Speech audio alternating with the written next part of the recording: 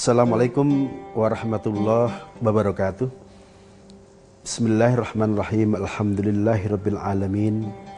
Wabihi nasta'in wala umurid dunya waddin. Wassalatu wassalamu ala rasulina Muhammadinil mab'uts rahmatan lil alamin. Amma ba'd. Faqad qala Allah ta'ala fi kitabihil karim. A'udzu billahi minasyaitonir rajim. Bismillahirrahmanirrahim. Syahrul Ramadan alladzi unzila fihil Qur'an hudan linnasi wa bayyinatin minal huda wal furqan.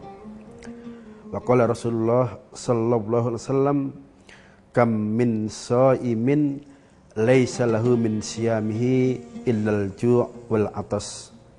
Shadaqallahul adzim wa shadaqa Rasul Karim. Pemirsa di rumah yang dirahmati Allah, kita bersyukur kepada Allah pada sore hari ini bisa kembali bertemu untuk belajar lebih jauh hal-hal yang berhubungan dengan puasa.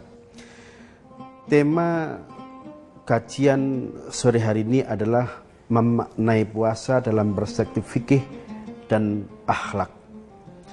Pemirsa di rumah yang dirahmati Allah, kita tentu bersyukur kepada Allah karena kembali dipertemukan dengan bulan Ramadan, bulan yang penuh keistimewaan, bulan yang penuh kemuliaan. Di antara keistimewaan bulan Ramadan yang banyak disebutkan dalam beberapa kitab adalah di bulan Ramadan amalan wajib yang kita lakukan Allah akan melipatkan pahalanya berlipat-lipat kali. Begitu juga kalau kita melakukan amalan sunnah di bulan Ramadan, Allah akan memberikan pahala seperti pahala ibadah wajib. Di bulan Ramadan kita tahu Al-Quran yang menjadi kitab hidayah bagi seluruh manusia diturunkan di jagat raya ini. Itulah yang dinyatakan Allah dalam salah satu firman-Nya, Syahrul Ramadan alladzi unzila fihil Qur'an hudal linnasi wa bayyinatin minal huda wal furqan. Keistimewaan bulan Ramadan selain yang telah disebutkan tadi adalah di bulan Ramadan ada satu malam di mana keistimewaan malam itu melebihi 1000 bulan. Hal ini sebagaimana difirmankan Allah dalam firman-Nya yang lain, Lailatul Qadri khairum min alfi syahr. Inna anzalnahu fi Lailatul Qadr. Wa ma adraka ma Lailatul Qadr. Lailatul Qadri khairum min alfi syahr. Jadi ada satu malam di bulan Ramadan yang siapa saja yang mendapatkan kemuliaan malam itu, Allah menilai orang itu seperti mendapatkan kemuliaan lebih dari 1000 bulan.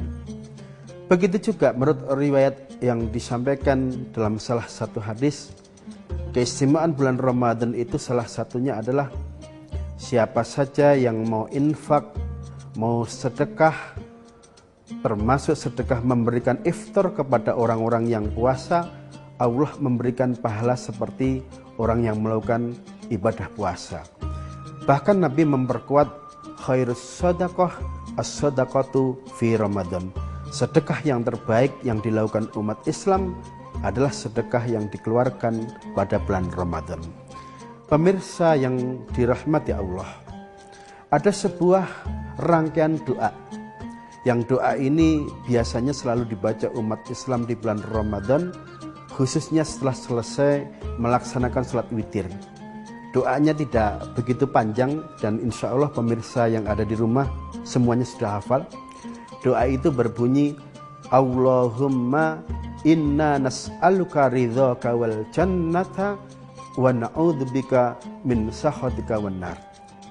Kalau diartikan dalam bahasa kita, bahasa Indonesia, doa itu kurang lebih berarti, Allahumma ya Allah, inna sesungguhnya kami nas'aluka memohon kepadamu.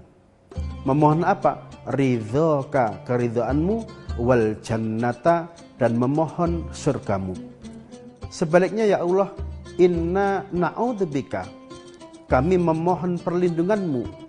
Memohon perlindungan dari apa? Min sakhatika, dari kemurkaanmu, wanar, dan dari siksa api neraka. Hadirin pemirsa di rumah yang dirahmati Allah, ada sebuah pertanyaan. Mengapa doa yang tidak begitu panjang ini biasanya selalu kita baca di bulan Ramadan, khususnya setelah kita selesai melaksanakan sholat witir? Sebagian ulama memberikan jawaban, doa ini perlu kita baca khususnya di bulan Ramadan. Tujuannya tidak lain agar kita umat Islam selalu melakukan introspeksi, selalu melakukan muhasabah bahwa tidak semua ibadah yang dilakukan manusia Allah serta merta langsung meridhoi ibadah itu.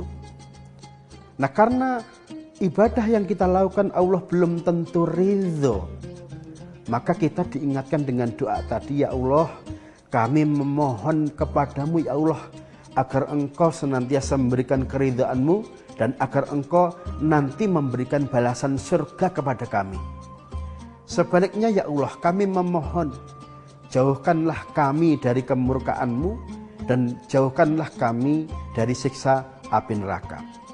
Jadi sekali lagi pemirsa yang ada di rumah, doa ini kita baca tujuannya tidak lain agar kita senantiasa mawas diri, senantiasa introspeksi bahwa ibadah yang kita lakukan belum tentu langsung diridhai Allah, tapi justru siapa tahu ternyata Allah tidak ridho, tidak rela, dan bahkan menyiapkan siksa berupa api neraka.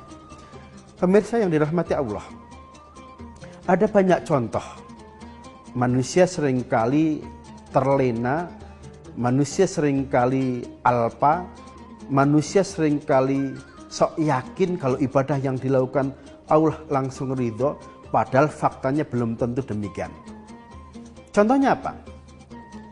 Di antara ibadah yang kita lakukan yang seringkali dibuat contoh oleh ulama, bahwa ibadah yang kita lakukan Allah belum tentu langsung ridho, tapi ibadah itu ternyata dianggap musnah, dianggap sia-sia, adalah pertama misalnya pada waktu kita wudhu. Kita tahu wudhu itu merupakan salah satu ibadah yang menjadi syarat sahnya ibadah-ibadah yang lain. Ketika kita mau melaksanakan sholat, maka salah satu syarat sahnya sholat adalah kita harus wudhu secara sempurna. Bagaimanakah wudhu yang meskipun kita lakukan ternyata Allah belum ridho? Penjelasannya akan kita sampaikan setelah beberapa pesan berikut ini.